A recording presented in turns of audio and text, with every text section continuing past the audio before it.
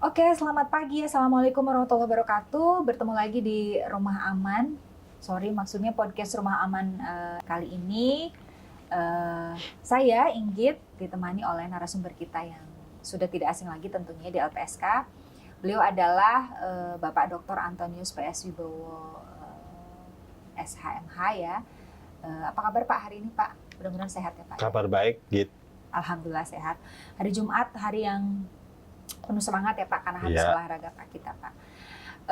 Kali ini Pak Anton, podcast Rumah Aman LPSK akan sedikit membahas tentang ganti rugi gitu ya Pak ya. Ganti rugi itu kan ada beberapa ya, ada kompensasi restitusi, tapi ini ganti rugi yang diberikan oleh pelaku kepada korban kaitannya dengan tindak pidana kekerasan seksual. Jadi Pak Anton ini, beliau adalah Wakil Ketua LPSK, pengampu, pemenuh saksi dan korban. Berikut para penilai restitusi ya Pak, di bawah pengampu Bapak ya.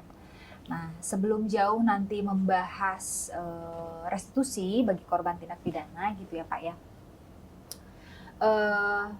Kalau saya lihat-lihat di laporan tahunan 2022 gitu ya LPSK, bahwa pengaju restitusi ke LPSK ini di tahun 2022 cukup melonjak sangat tajam Pak. Jadi dari data LPSK ini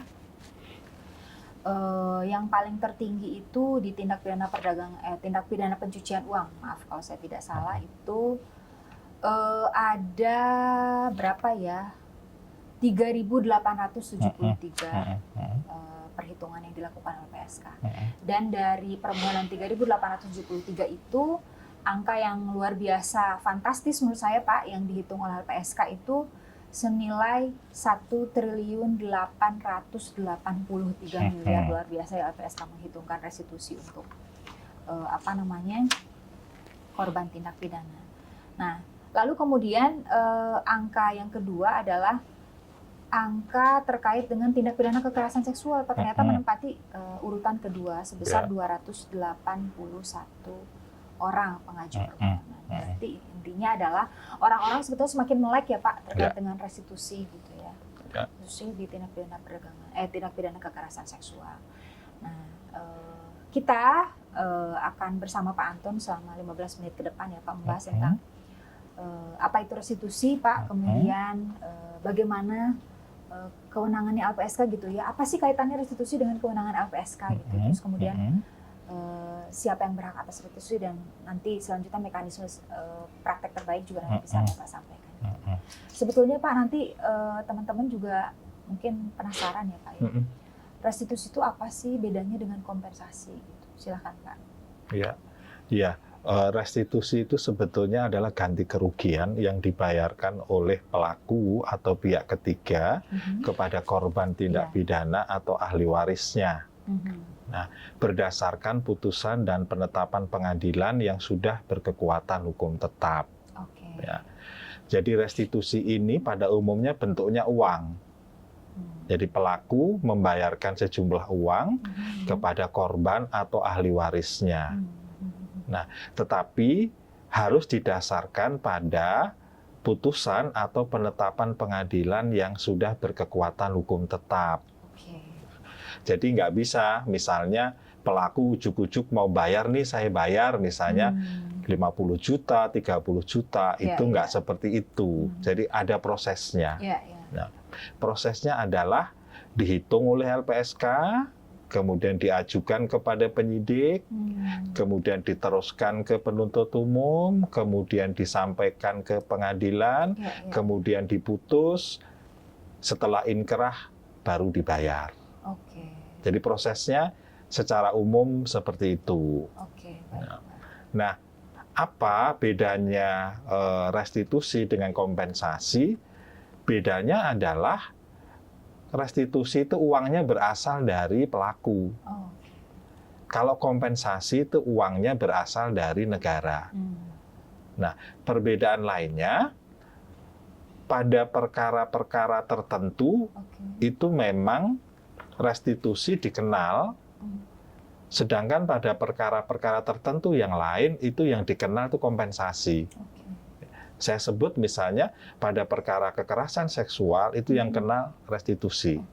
Tetapi pada perkara terorisme itu yang dikenal adalah kompensasi. Oke.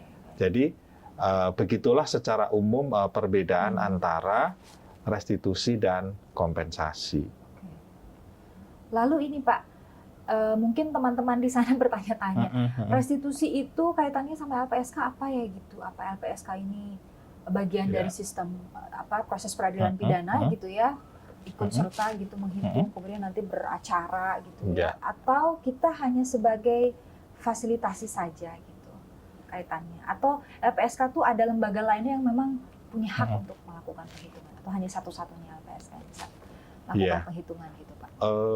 Betul, kalau kita merujuk kepada Undang-Undang Nomor 31 Tahun 2014, itu di sana disebutkan bahwa salah satu kewenangan LPSK adalah melakukan penilaian ganti kerugian dalam konteks pembayaran restitusi dan kompensasi. Jadi itu adalah kewenangan LPSK. Nah, kemudian apa hubungan LPSK dengan sistem peradilan pidana? Dapat saya sampaikan bahwa memang LPSK itu in charge di dalam sistem peradilan pidana, khususnya dalam posisi mendampingi korban dan atau saksi.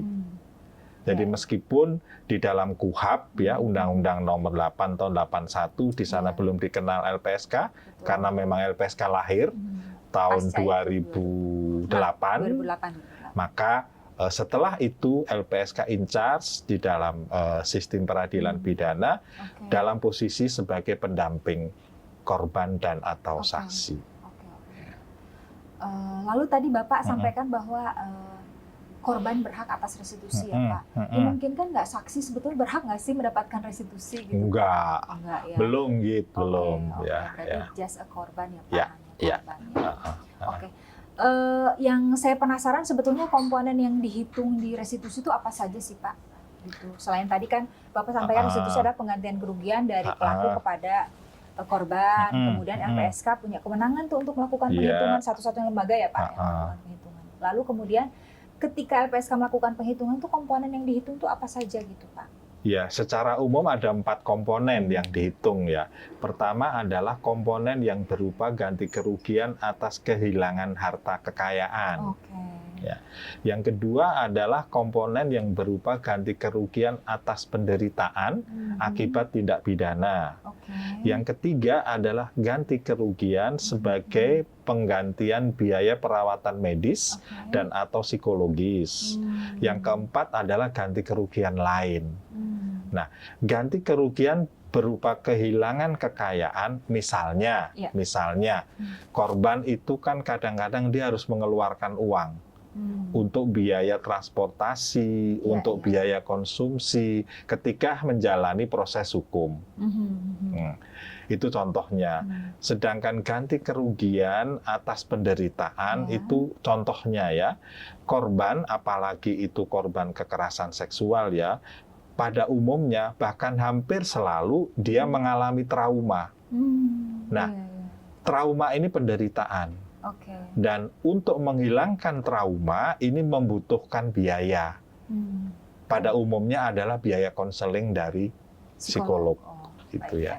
Yang lain seperti biaya perawatan medis jelas ya, bisa jadi korban tindak pidana itu dia harus ke rumah sakit untuk menjalani perawatan medis, bisa jadi gitu kan. Kemudian kerugian lain itu ya kerugian yang tidak tercover di dalam kerugian nomor 1, 2, 3 tadi, tapi mungkin timbul. Misalnya saja adalah biaya lawyer. Nah, kadang-kadang korban itu didampingi oleh lawyer dan kadang-kadang lawyer membutuhkan biaya untuk pendampingan korban itu.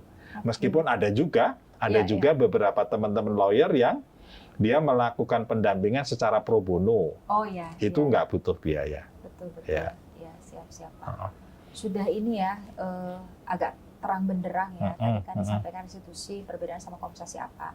Terus kemudian LPSK kaitannya restitusi apa. Nah, saya penasaran sebetulnya terkait dengan ini Pak, mekanisme restitusi itu sebetulnya seperti apa gitu ya? Terlebih kan sekarang sudah diundangkan Undang-Undang TPKS ya Pak ya. Gitu.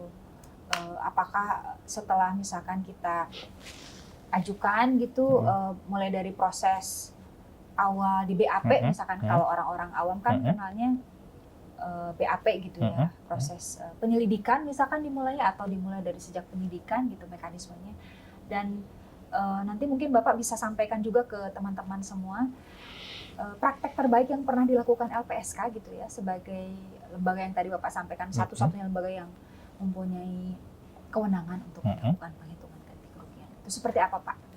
Ya, kita bisa berbicara berdasarkan waktu, khususnya adalah waktu tahun 2022. Ya, jadi sebelum tahun 2022 kita belum punya undang-undang TPKS.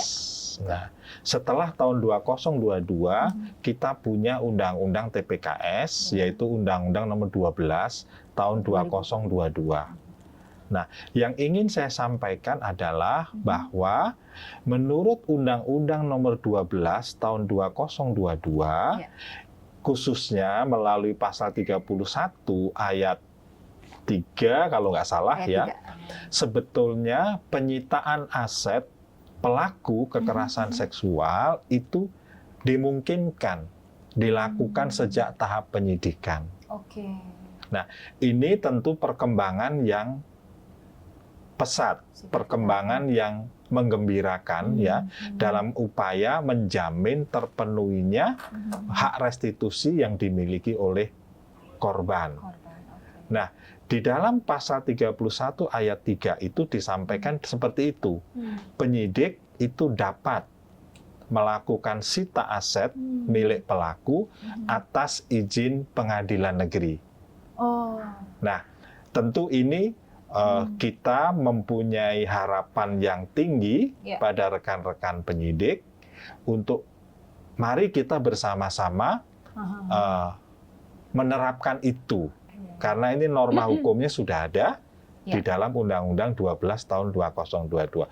Barangkali yang perlu kita dukung bersama adalah mari kita diskusikan dengan teman-teman penyidik apakah misalnya dibutuhkan semacam petunjuk teknis misalnya dari tentu saja pimpinan Polri. Nah, jadi baik sekali kalau misalnya pimpinan Polri berkenan mengeluarkan misalnya semacam juknis atau semacam perkap tentang bagaimana penyidik itu dapat melakukan penyitaan aset pelaku dalam konteks kejahatan yang berupa kejahatan seksual terhadap perempuan dan atau anak. Iya. Karena memang kejahatan seksual itu akhir-akhir ini Pak ya, di LPSK saja 2022 itu kan mendapat urutan kedua ya, pengaju permohonan luar biasa. Jadi pasti banyak sekali yang memang mengajukan restitusi pada LPSK ya gitu. Nah, ada tambahan gitu sedikit ya. Pernah ada praktek penyitaan aset pelaku yang dilakukan sejak tahap penyidikan. Oh gitu. Setelah diundangkannya? Belum. Ini justru dilakukan sebelum diundangkannya Undang-Undang 12 2022. Pada perkara Heri Irawan yang terjadi di Jawa Barat sebetulnya itu penyidik berani betul, Pak, melakukan penyitaan terhadap asetnya pelaku, dalam hal ini adalah Heri Irawan. Dan praktek penyitaan yang dilakukan oleh penyidik itu ternyata dibenarkan oleh jaksa, dibenarkan juga oleh hakim.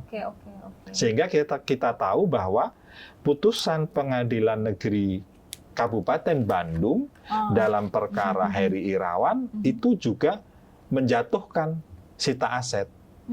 Artinya ini memperkuat sita aset yang sudah dilakukan sejak tahap penyidikan.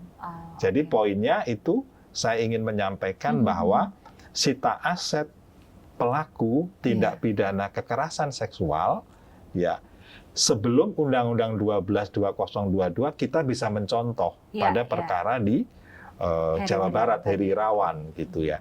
Sedangkan sita aset pelaku kekerasan seksual setelah Undang-Undang 12.2022 kita punya contoh terbaru ini. Oh gitu Pak. Ini Ada yang lagi. terjadi di Pengadilan Negeri Trenggalek. Nah, hanya saja di Pengadilan Negeri Trenggalek ini sita asetnya dilakukan atas perintah pengadilan yang dijatuhkan pada tahap penetapan pengadilan. Oh, baik. Jadi sita aset untuk pelaku kekerasan seksual itu sebetulnya sudah ada contohnya dan itu berhasil. Iya. Oke Pak. Berarti itu setidaknya ada 2 praktek terbaik yang dilakukan LPSK Pak. Ya mungkin ada praktek-praktek yang lain yang memang mungkin bisa jadi praktek terbaik yang dilakukan LPSK ya. Tidak semua kita tahu. Namun kemudian Pak, saya penasaran sebetulnya ketika LPSK punya kewenangan untuk melakukan penghitungan ganti kerugian, gitu ya, restitusi, terus si korban mengajukan senilai misalkan 2 juta, kemudian LPSK menilai sesuai dengan apa yang disampaikan oleh korban, gitu ya, atau LPSK menilai lain, gitu. Lanjut kemudian ketika LPSK menyampaikan itu ke penyidikan, misalkan ke penyidik, terus kemudian diputus oleh hakim. Seringkali ada perbedaan nggak sih Pak gitu antara nilai yang dilakukan oleh korban, diberikan oleh korban, kemudian oleh LPSK, kemudian diputus oleh hakim gitu. Seringkali ada perbedaan nggak Pak gitu terkait dengan penilaian itu. Lalu kalau misalkan ada perbedaan, sebetulnya alasan yang biasa terjadi gitu ya seperti apa Pak itu bisa disampaikan nggak? Iya. Perbedaan itu sangat mungkin terjadi. Ya. Kenapa bisa terjadi? Karena di dalam PP nomor 7 tahun 2018, ini PP yang mengatur tentang restitusi antara lain, di sana dikatakan bahwa besaran nilai restitusi yang ditetapkan oleh hakim itu ditentukan berdasarkan bukti di persidangan. Nah, di sini bisa terjadi bahwa, ya misalnya ini, perhitungan restitusi yang disampaikan oleh LPSK, misalnya sejumlah 30 juta misalnya. Ya. Tetapi buktinya kan harus diuji di depan pengadilan. Nah, ketika menguji pembuktian, menguji evidence, di sini kan variasinya bisa muncul. Misalnya ini, misalnya LPSK misalnya menilai, katakanlah biaya transportasi misalnya dari suatu tempat ke tempat pengadilan, misalnya dihitung LPSK misalnya 1.500.000 misalnya. Tetapi bisa jadi kemudian hakim mengatakan ini pantasnya nggak 1,5 ini, pantasnya misalnya 1,7. Nah kemudian ditentukan misalnya, loh ini biaya transportasi nilainya 1,7.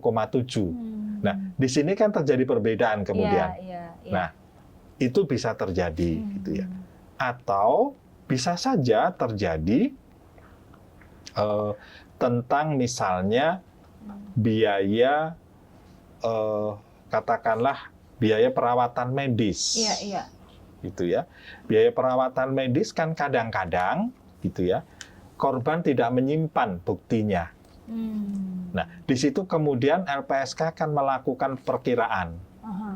Nah, misalnya LPSK memperkirakan ini biaya perawatan medis untuk sakit seperti ini, gitu ya, berdasarkan pengalaman misalnya nilainya 5 juta. Nah, ketika diuji di persidangan, misalnya hakim mengatakan ini nggak 5 juta kalau sakit seperti ini, mungkin hanya 4,5 juta gitu kan. Nah, jadi disparitas penilaian itu bisa terjadi, bisa terjadi gitu ya. Oke, baik Pak. Itu kan kaitannya ini ya, tadi Bapak sampaikan kalau restitusi itu dibebankan kepada pelaku. Gitu ya. Dibebankan kepada pelaku, namun kemudian kalau misalkan pelaku tidak mampu membayar, Pak, itu seperti apa Pak prakteknya Pak di LPSK? Tidak mampu membayar karena memang dia asetnya memang tidak ada gitu. Apakah dimungkinkan ada dana bantuan gitu semacam dari negara gitu ya, dana bantuan untuk para pelaku itu gitu, untuk korban gitu Pak? Mungkin bisa disampaikan.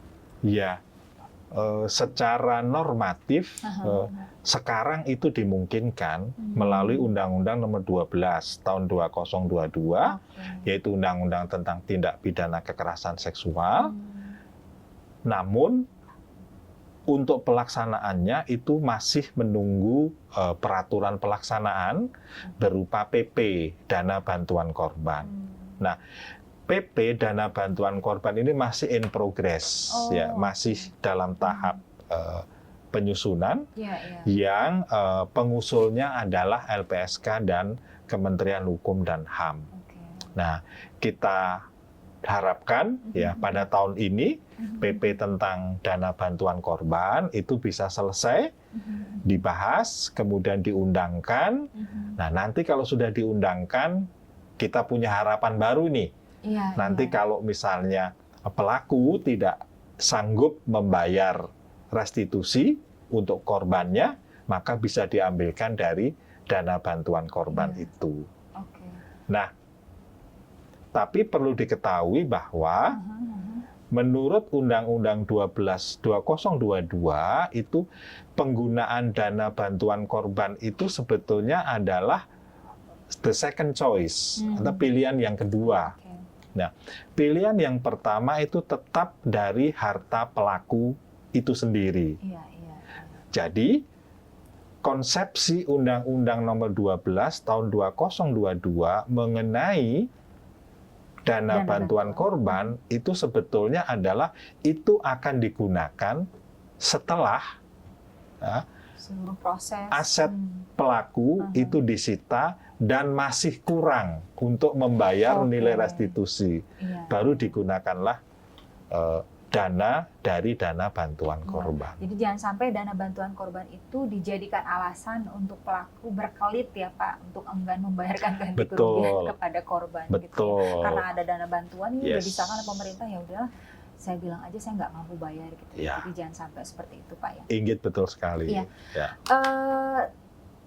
Dari awal sampai akhir sepertinya kita sudah dapat ininya ya, intisarinya ya, bahwa restitusi itu jelas berbeda dengan kompensasi. Restitusi adalah penggantian kerugian kepada korban gitu ya, dari pelaku. Kalau kompensasi penggantian kerugian dari negara kepada korban gitu. Jadi berbeda. Terus kemudian tadi Bapak juga sampaikan beberapa hal. LPSK adalah lembaga satu-satunya yang mempunyai kewenangan untuk menentukan restitusi gitu ya.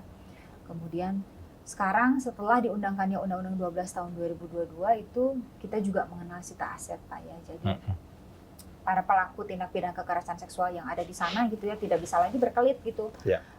Ya pokoknya saya tidak punya uang, ya nggak bisa karena ada aset yang bisa disita ternyata. Dan dimulainya bisa dari tahap penyidikan ya Pak ya. Walaupun sebetulnya nanti butuh peraturan lebih lanjut lagi ya. Biasanya kalau penyidikan agak hati-hati melakukan itu. Jadi supaya ini aja, supaya teman-teman penyidik lebih confident. Lebih confident untuk melaksanakan itu ya Pak melaksanakan ya. itu. Oke, baik. Terima kasih Pak Anton atas waktunya berkenan hadir di podcast episode ke-8 Rumah Aman ini. Semoga Bapak sehat selalu dan amin. Terima kasih kepada teman-teman yang sudah menonton podcast episode ke-8 Rumah Aman ini. Saya Inggit Nur Safitri undur pamit bersama Pak Anton. Jangan lupa untuk like, komen, kemudian share dan subscribe. Terima kasih. Wassalamualaikum warahmatullahi wabarakatuh. Terima kasih. Ya, terima kasih.